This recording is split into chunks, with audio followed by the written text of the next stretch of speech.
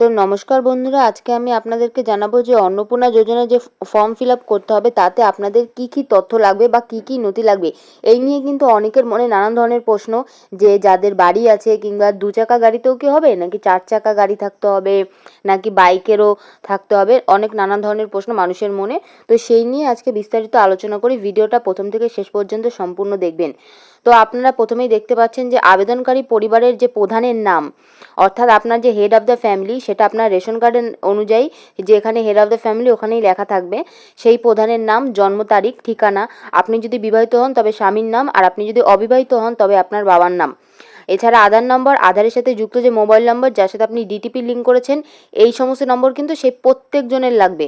যে আপনারা বাড়িতে কয়জন থাকেন, প্রথমে থাকবে প্রধানের নাম, তারপরে আপনার পরিবারের সাথে মিল রেখে আরও 3 জনের নাম দিতে হবে এবং তাদের আধার নাম্বার এবং তারা যে মোবাইল নাম্বার আধারের সাথে লিঙ্ক আছে সেই মোবাইল নাম্বারও দিতে হবে। এছাড়াও আর কি কি লাগবে, 2 নম্বরে লাগবে পরিবারের প্রধান সহ প্রত্যেকের ভোটার কার্ডের নম্বর, বিধানসভা এবং পার্ট নম্বর কত, রেশন কার্ড থাকলে সেই সংক্রান্ত তথ্যও কিন্তু আপনাদের দিতে হবে। এবার পরবর্তী পার্টে আসি, সেখানে আপনাদের দিতে হবে সম্পত্তির খাতিয়ানে পাকা বাড়ি আছে কিনা। এবার আপনাদের বলে রাখি, পাকা বাড়ি মানে কিন্তু এখানে বলেছে 3 তালা বাড়ি। তো যাদের 1 তালা বাড়ি, কোনো মতে পাকা বাড়ি, তাদের কিন্তু চিন্তা করতে হবে না। পরিবারে কতটা জমির মালিক, মিউটেশন এবং রেজিস্ট্রেশনের নথি সব কিছুই কিন্তু আপনাদেরকে উল্লেখ করতে হবে। এবং এই যে রেজিস্ট্রেশনের কপি বা এই সমস্ত যে তথ্য, এগুলো কিন্তু আপনাদেরকে জেরক্স করে নিতে হবে ফর্ম ফিল আপের সাথে, যাতে এইগুলোর সাথে সাথে মিলে আপনাদের কিন্তু আর সেই দাগ নাম্বার কত কি জমির সব কিছু কিন্তু লিখতে হবে। আর এই যে জেরক্সগুলো করে তখন আপনারা পঞ্চায়েতে সেটি জমা দিতে পারবেন। এছাড়াও আর কি কি লাগবে, আবেদনকারী ইতিমধ্যে রাজ্য সরকারি কোনো প্রকল্পের সুবিধা আদৌ পাচ্ছে নাকি, মানে কোনো রকম কোনো স্বাস্থ্য বীমা আছে নাকি। এবার এখানে এই ফর্মে এরকমও অপশান আছে যেখানে লেখা আছে যে এই যে স্বাস্থ্য বীমা কার্ড উনি পাচ্ছেন, উনি কি এটি বাতিল করতে চান, রাজ্য সরকারের নতুন প্রকল্প পাওয়ার জন্য আগের প্রকল্প কি বাতিল করতে চান, সেই অপশানও কিন্তু আছে। এছাড়াও আর কি কি আছে, প্রত্যেকের পেশা কে কী করেন, মানে পরিবারের মোট 5 জন নাগরিক কে কী করেন তার সম্পূর্ণ তথ্য দিতে হবে।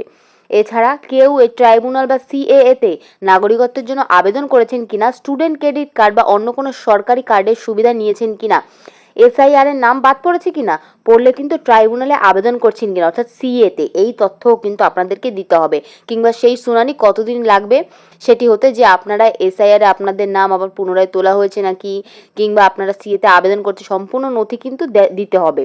আর এগুলো, এই ফর্মগুলো কিন্তু জেরক্স করে তারপরেই আপনাদেরকে জমা করতে হবে। বাড়িতে যদি কোনো শিশু থাকে, সেই শিশুর নাম দেবেন, সে কোন স্কুলে পড়ে, সরকারি নাকি বেসরকারি নাকি মাদ্রাসায় সম্পূর্ণ তথ্য কিন্তু আপনাদেরকে দিতে হবে।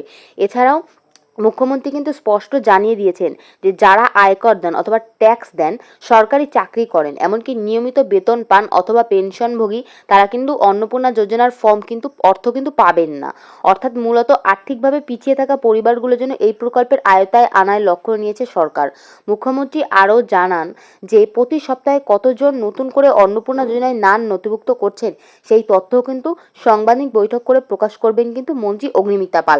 তাহলে আপনাদেরকে বলে রাখি, আপনারা অযথা ঘাবড়াবেন না, যারা সঠিক আধিকারিক এই ফর্মের, সেই কারণেই সম্পূর্ণ ডিটেলস নেওয়া হচ্ছে, যেটা আমার মতে যে আদৌ কি এই সরকারি টাকা পাওয়ার যোগ্য, তবেই কিন্তু আপনারা সেই টাকাটা পাবেন। কিন্তু যাদের আগে থেকেই সব কিছুই রয়েছে, তারা সব কিছুই সুযোগ সুবিধা পাচ্ছে, কোনো রকম কোনো অসুবিধে নেই, তারা কিন্তু এই টাকাটা পাবে না। বরং এই সবাইকে টাকা না দিয়ে এই কাজটা ভবিষ্যতের জন্য আশা করি একটা ভালো কাজে তিনি লাগাবেন, যতই হোক সরকারি টাকা, যাতে রাজ্যের কাজ বাজ সুযোগ সুবিধা বাড়ায়, এটাই কিন্তু ভালো হবে।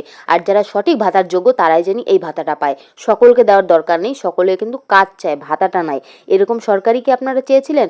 তো আপনারা ভিডিওটা কে কোথা থেকে দেখছেন অবশ্যই একটু কমেন্ট, লাইক, শেয়ার করে দেবেন, যাতে পরবর্তী ভিডিও আপনাদের সামনে আমি সম্পূর্ণ তথ্য নিয়ে আসতে পারি। তো কেমন লাগলো এই অবধি, ভালো থাকবেন।